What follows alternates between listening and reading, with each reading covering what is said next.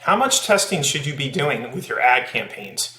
There's different philosophies on this. One extreme is test everything and test all the time, and another extreme is to test sparingly, if at all, once you've kind of hit your mark. In this video, I'm going to share with you my testing philosophies, and I think that it'll help you moderate how much you test and test effectively. My name is Sean Micel. I'm an e-com store owner. I'm also a paid media buyer who's transformed 5- and 6-figure businesses into 7-figure businesses.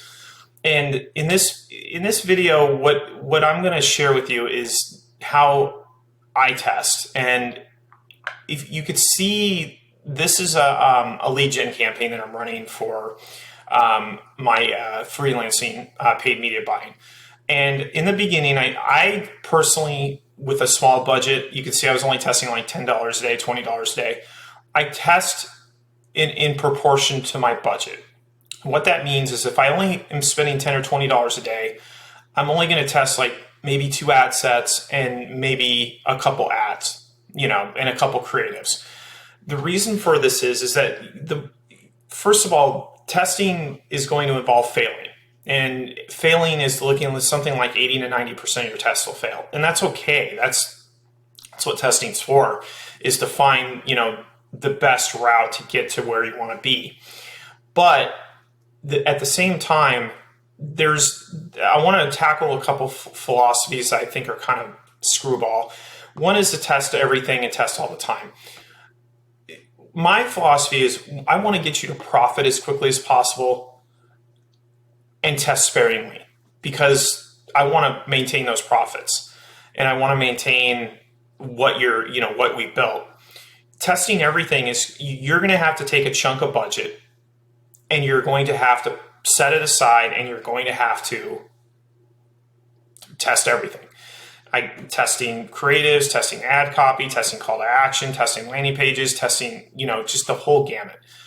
What I've found in my career, and especially with my own stuff, once I find that the right combination of ad, creative, landing page, offer, pricing, I don't really need to test anymore. Like I've kind of figured, cracked the code of my own business, and I can move on to other things. And that's the one thing with testing is that there's opportunity costs. So, you might take that $100 a day budget that you're testing with and actually put it right down on your scaling campaign and just make more sales. So this is how I do it. Test heavy in the beginning. Okay, test heavy, depending on your budget. Heavy might be a couple ad sets. It might be multiple ad sets with, in my case, I just test broad, but you might want to test interest, interest targeting. You might want to test multiple landing pages, but keep in mind that there's two elements of testing. There's the ad level and there's the conversion level.